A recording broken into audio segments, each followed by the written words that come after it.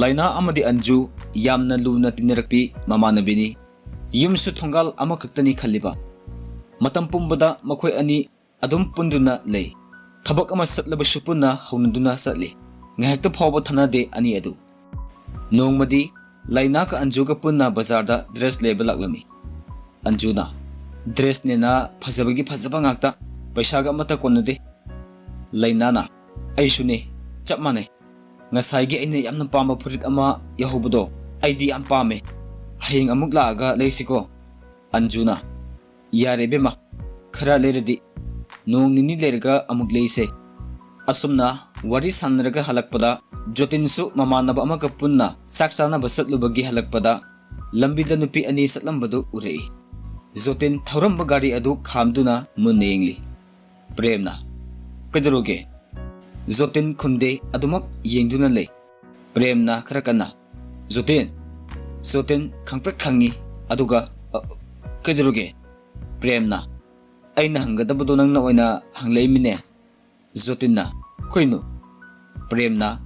kanadano aduk muna yengli dubo bhai ada nupi ani satlise awang thangbise yam phase ai ma ubada ngawre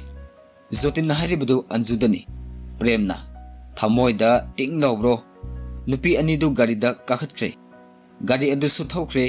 Jotin gari adu da thariba lamdu yengli lamsang haina thai gari da kakhatuna matung inrei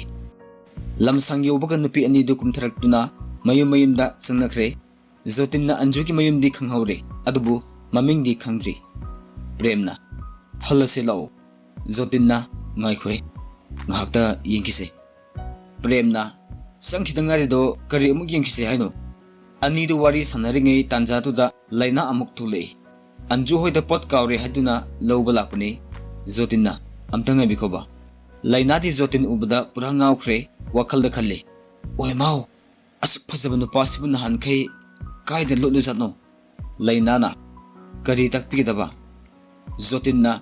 haujik somga sitminakiba asigi thongalda sangkibado ming amta khangjaba yagadra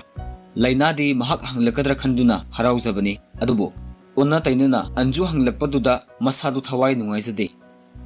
mingbudi Anju kobane ado kaigino Jotin na magi number amta pibiba yagadra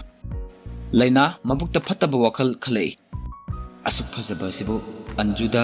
changkibase pamoi aduna aina loina namdana koi haurage Laina na dagi number oina pibiro ai huren message tharage Jotin harauna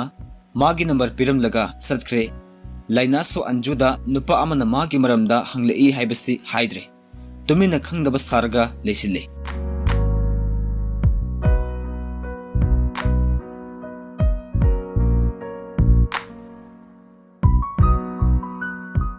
Numidangdu sak ising saba loiraga Laina ngasagi number duda phone tawrei Jotin na hello kana Laina na da aine ngasagi do Jotin na oo ado nangi mingbu Laina kawe ado dadagi de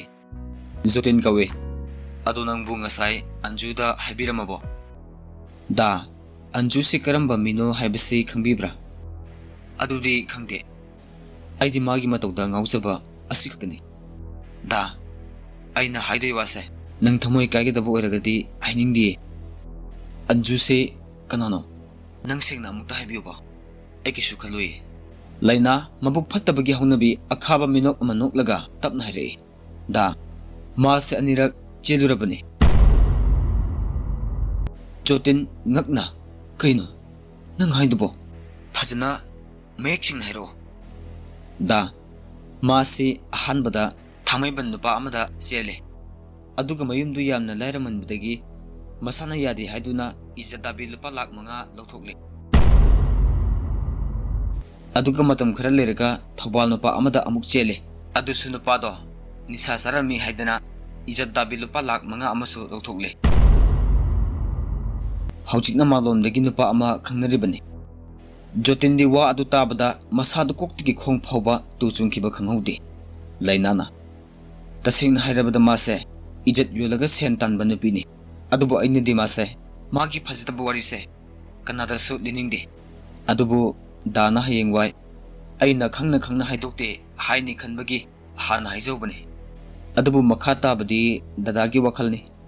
Hayu हाइब्रा हाइगनु हाइब्रा जोतिनदी अंजुबु अदुमना तौरमबदुदा महक तसेंगना अंजुबु तुकच्चब फौरमी ममिंग फावबो पनिंद्रे अदुना फत हाइरई मसक्तुका याम मानदिए यारे मागी वरिसे तोसे ममिंग फावबो पलनु अई तानिंद्रे लाइनादी हरावबो फौरमी महकने हेक पामबदु थोकले खंदुना अदुबु मथमोइददी सोली इता अंजु नंग हंदकी मतंगसिमदि अइबु वरगुनुको आइसु जोतिनबु हेक उबा मिकुप्ता नुंसिबा फावख्रे अदुननी नफमदगी माबुदी मुल्लगेको जोतिनना फारे लाइना थमगेको गुड नाइट जोतिनना अंजु नुंसिजरंबा अदु लाइनागी हुपुबा वाहिदुना अंजुबु जोतिनगी थमोइदगी लापना थमख्रे अदुगा लाइनाना सुम तपना तपना नक्सिनबा होनदुना ngасidi laina amadi jotin thamoi thamoi pinaduna nungsinare ngасidi jotin na sulina bu thamoi singna nungsire laina na su chap manana nungsinare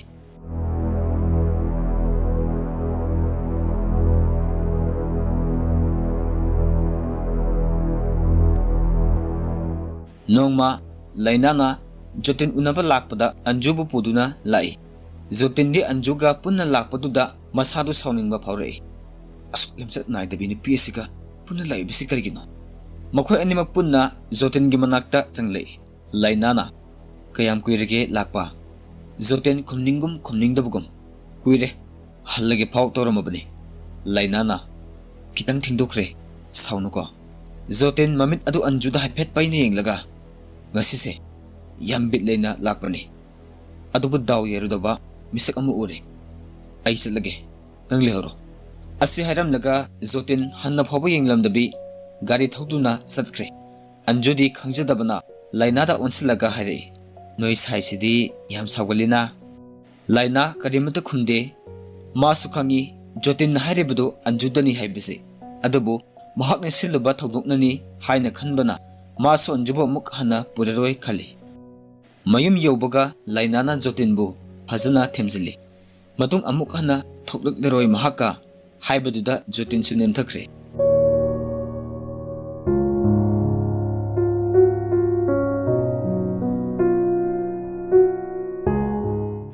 नोंमा Anju की फोन दा नंबर खंगदब अमा फोन तौरई अंजुना हेलो कना ओइबिरबनो अंजु ओइबिरब्रा माने कना आई मिलन कवे ओ कई ताकपिगदबा सोमगो सुम इसम समना फ्रेंड अमु ओनिंगदना तौजबनी यागद्रो याये फ्रेंड एबबु कइदरगे अदो आइबु करमना खंगिनो इमानबा अमना नंबर पिरकपने नमानबा हाइबदी कना नोइगी नमानबी लेनागा खंगनाबा जोतिनदो माना ओ अदो नोंगमा मुक्तंग सा खंगनसे याब्रो नोंगमा लाके याये सोमदा जोतिनसु प्रेमगा नोकनोक्तुना वारी सनरी जोतिना भाई अइने मिलनदा अंजुगी नंबर पीबने वारी सनौ खंगनवना अंजु हाइदी अस अइकोई साइगी ममानबी प्रोस्टिट्यूट अमा लेबदो हा फरेने अदुना मिलनगा खरा पंगबने अमादुनागा हक्सांग योलगा सेंदा लंबी ओइबने चप जानरनी मिलनदगी खोक्तना मुक लौजखरनी अनिदु पुन्ना नोई मतमना सुम हौकी ngасidi मिलन अमदि अंजु थमोय सेंगना नुंसिनखरे अमना मबुंग हेक्ट वारी सना होदबदा लेबंग नमनद्रे अदुबु जोतिन अमदि लाइना की मरीदी हौजिक खरा खरा लाबनरकली मरमदी लाइना दि अहेनबो उबा यादबा नुपिनिना अतोपा अमा खंगनरे अदुबु जोतिन ददि अदुमक कनासु खंगनदबा सादुना लेरी लाइना हंदक खंगनरिबन नुपा अदु संतोष कवे संतोष की ताता लाइनाना थाजदुना महाकी हक्चांग बु पिथोकलुरे मदुगी तुंगदा संतोषना मागी कानबा पाम लौरब मतुंगदा पाव अमुक हना फौबिरक्त्रे लाइनाना थिरुबदसु संतोष के असेंग ममिंग ओइरमद्रे लाइना मथंत कपसबा नतना उपाय लेद्रे Nongma अंजुगा मिलनगा पुन्ना जोतिनगी लेकाय तमयम पानबी अंजुगी money अमगी मनाक्ता लाकपदा जोतिन मखोय अनिबु उहौकी जोतिन अंजुगा मिलनगन Keck सत्खिबगा Mani adugi manakta changsinduna Anjugi maramda hangbada asengba loinamak hairaki.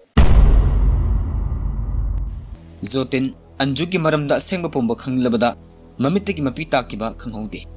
Lainagi oidaba tatki paudagi mahakna Anjubu oktabi amagum khallubani. Adubo pamnamak lainaki tat oiramle khanglakpada masado sauningbana kudak aduda lainada phone tawre. Lainadi khangjadabana magi hauna bitat tawduna tapna phone do paikhale. Hello,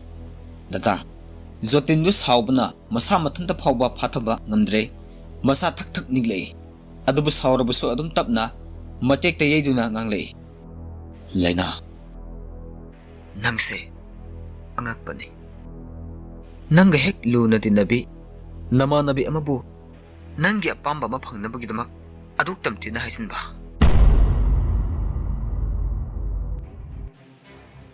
Chamjaraba misak amabu aduk tamtiba badana piba. Laina nahak muk ngakpana pise aigi punsida amukta thengniriktriko. Adusu nangi lekaigi nanga hek luna tinasabi nama nabi amadabo. Laina swailawi wa masit amata ngangkidre adum tumina luktharga lekre. Zotin sauna amuk makatare. Nangi apamado adum sengna haibada pumnamak oitokpa yabane. Adubu nangdi madugi ona tainabada nangi luna tinabi marup amabu aduk sathina yonba. Laina ik akta lei paukhum amata piba ngamdre. Zotinna Laina ay nangbudi asukki matik nungsijakibani. Adubu ngasidi ay amuk hana nanga wansinaba pamdre. Ngasidagi hauraga ibanigi mari pumba tatnarabani. Nangshu nangi apamba lambida satlo. Aishu aigi oiba lambida satlage. Bye. Asi hairaga Zotin phone du phat kakthatlaga laktana langki. Saubana mahak mamitu imuk nganglaga sorphuina honduna sofaduda phamthei. Ngai hak leraga mahak ningsinglei nongma Anjuda mamit paina yenglaga hairamkiba wadu. Ngasise yam bitlena lakuni. Adubu daw yarudaba misak ama ure. Ay sadage nang lihoro. Zotin mamit chetna wislaga makut kutumdu chetna tasilaga apang ba maphamda thinba hore. Anjubu mahakna ahan uba magtada nungsijakibani. Adubu ngasidi pumnamak tayo na rekhalubada mahak leba ngamlaktre. Machinda tatna solay. Ay yam pangmano po ani ay. Anju ay lankre Anju ay lankre. Somda Laina su phamungda kaptuna hipli. Mahak na tawruriba thabak ase yamna lali haibasi hojiktada khanglei. Magi piklingaidagi luna tinaraklaba mamanabi amabu asuk lana sanloktuna minamnuba hojik mahak madugi maina masapamba saklaki.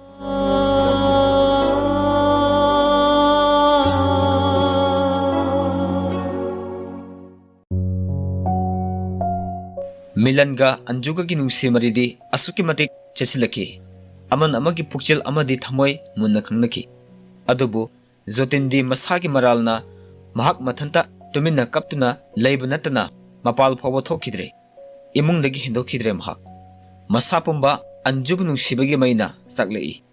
Mahakna fati haiduna Milanda koizero sanazero pithokrabi Anjubu Milandagi karamna amuk mullugani. Adugi sumathakta Anjunasu Lainaga Zotinga khangnarami haibasi khanglibani.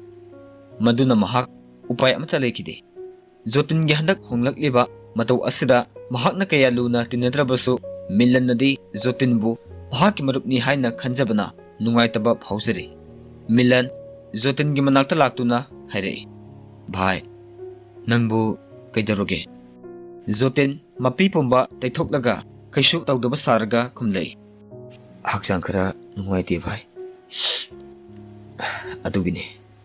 Milandu kharaga pangjare adum asengba mali. Hidak amta chadro. Jotinna thaidurai. Bhai nangdi Anjuga kamdore. Milandu nokfet tawjaraga adum leiri bhai. Mase thamo yam sengi. Mabu aigi oina khangnaba phangjabase asemuk nungaiba ni sudire bhai. Madu tarobada Jotindu amuka hena mathamoi kahatli. Mamit chetna usilaga अवाब खंगजरी लाइना जोतिन के पाव पुमनमक लेकाई की मियोय खरदगी तारमी महाक मरम ओइरगा करिसु खंगजद्रबा जोतिन बु वहल खल्लुबदा pen कपसरमी मथंगी अयुक्तु Anju की मनाक्ता लाइना लाक्तुना महाकना तौजरबा पुंबा अदु लोइनमक हाइजरमी लाले ngakpiyu hainasu haizrami anjudi nahan makai khanglude hauji khanglakpa matam asida mahakki mabukta lainabadi khara waraujai adubu afaba misak haibase tongali pumnamak penthoktuna lainabu ngakpirami lainana ita anju nangbu dazutinna yamna nungsijabani nang magi amukta khanbiyo ba mabu amukta nungsibiyo aina phamda yamna lankhre please अंजुदु वखल मुन्न खली अदुगा अदुम मोमोनोक लगा खुमलई लाइना अइगिदि दामिलन लैसिदि लाइना दो मखा ताब ngमजद्रे अदुब अरोइबो ओइना महक अंजुदा फजना हाइजरमी अंजु नंग महक खनद्रबसु याय अदुबु अइना मरम ओरगा कायरबा मागी थमोय अदुबु खजितंग ओरबसु थेमजिनबा ngमनबा सुपनगी मियोयबा अमगी मिनुंगसि येंमिदुना नंगना माबु अमुक्ता थेमजिनबियोबा मसिगी मखादी ऐ केसु येतलरोइये अंजुदो लाइनागी मतौ अदुदा नुंगाइत्रदुना महकसु यारे लाइना जोतिनगी अनौबा नंबर अदु लेकाइगी ममानबिदा हंगदुना लौरगा कॉल तौरक्लमी अंजुना ओइना फोनदो पाइ अंजुना हेलो दाजुतिन जोतिनदी खोंजेल दु खंगदबना यामना नुंगाइतबगी खोनफमदा हुनलै हेलो कनानो अइने अंजू ने जोतिन हिटलंबा दो फुक हकोली अंजू असि हारगा जोतिन दो मपी तारई अंजू ना हारई दाजुतिन कन्नतब वखलदा इसाबु हनबिगेनो मसिपुंबा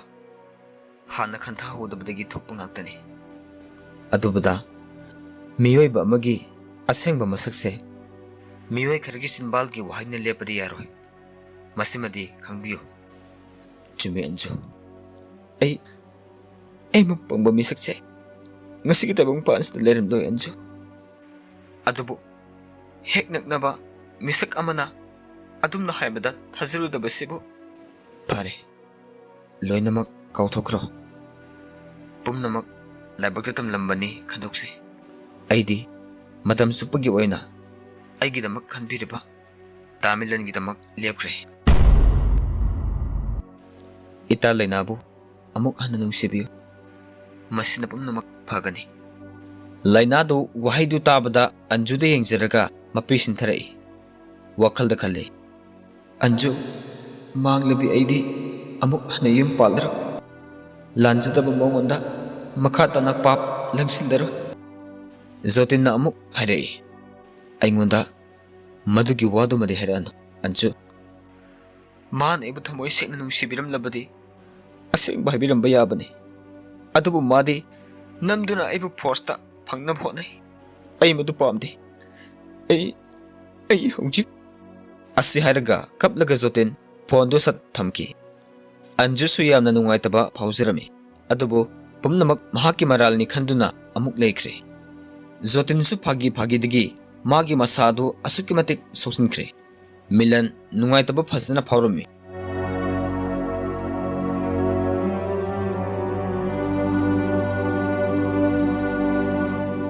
मिलनदो कुइना थिगतलबा मतुंगदा महक मरम पुंबा खंगले मिलनदो खंगलकपा मिकुप्ता पेना कपलमी महक अंजुगी मरम ओइरंबा असिदा महक असुकी मतिक कपखी मिलन कपना सोलई अंजु आई नंगबु कलकपा अमता यावदना थमोय सेकना नुंसिये अदुबु मियोय अमना अदुसु आइकी मरुप अमना आइबु मरुप अमा ओइना खंद्रबसु अइनदी माबु आइगी मरुप अमगुम खल्ले मरम असना नखोय अनिगी दमक आइगी नुंसिबसे कथोकलगे खल्ले नंग मागी दमक लेपियु कोंजु मिलन कप्पा याबा कपलबतुंगदा अंजुबु उनसे हाइना मफम हाइख्रे अंजु अदुम हराउना लाक्लमी मिलनना नमदुना जोतिन बुलुसिललगा मखोय अनि मफम अदुदा लाक्लमी पुन्ना अहुमदु थिंगनरे जोतिनसु अंजुसु मिलन गी मतौ अदुदा ngakpana loikre मिलन मयामगी अंगकपा अदु सुमथोके खल्लगा हायरई ngakano Anju Zutin ai ngasidi nakoi anida karigumba khara haizake chamna hingjaba aigi punsida aina khwaidigi nungsijaba misak ani khak lei makoi ani dugi damak ni hairaba ai thawaise thadokpa phoba ngamgani Anjuga Zutin ga do tuminna adum tari Milan Anju deng laga Anju aigi marup Zutin ngasidi masagi maral khangjarak madugi maina saktuna kapna lili ai masing bangamdi ai nakoi anigi damaktadi kathokpagi haleng leiroi pamuroi nakoi anigi punsibu aina mikup asdagi amata uhingani Anju nang aigi marup Zutin bu amuktadi nungsibiyo Zutin Anju animak Milan da yenglei Anju mamai disuk laga sauropna hairei Damilan nang orbo Milan ge fred collar do tap pairaga nang ai binungsi hai kibada masira nang ginungsiba kathok na bagi damaktaro nang ebunungsi hai kiba Milan wa amata ngangde Anju kaptuna Damilan ai nang bu thamoy sengna nungsiye ai nangga kaina bakak ngamloye ai bu intok bigeno Damilan Zutin mamitigi mapitarai Milan so mamitigi mapitaraga adum ingna noklaga khumlei Anju nungsibagidi nang bu henba Milan gi thamoy da kana subetiye adubo ai gi nungsibadi Milan yare to Milan Zutin da yenglei Zutin Anju ki manakta changsilaga Anju bu yengduna hairei Anju aina nangi nungsibabu ikai khumnaye nahaki damak khwaidigi matik saraba misakti aigi marup Milan ne aidi nahaki ni haibada matik sathe Milan da amuk yenglaga bhai Milan nangi thamoida latsarebi amabu aina karamna munduna logani aingonda madugi thona leite Anju nahakini kanagi so ebiara Anjubu luna tobiyo ko asti hairaga Zutinna Anjugi mokot paiduna Milanda sinarami aduga mahak mamai lithoktuna sintharakliba mapi adu makutna tethokna adumak satki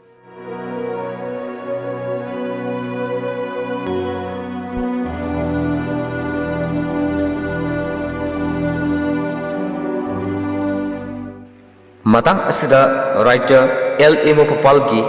asengba masak haribu wari isi lusinjare wari isi izakiba matamda amadi patok sakiba matamda aswebaran bayau kiba kwai kibigna ngakpigeni mathangda nungaibu wari ama amuk puraga laksage ngasigi damuktari tabir basing bodum marup malem yaina amukana khurumjare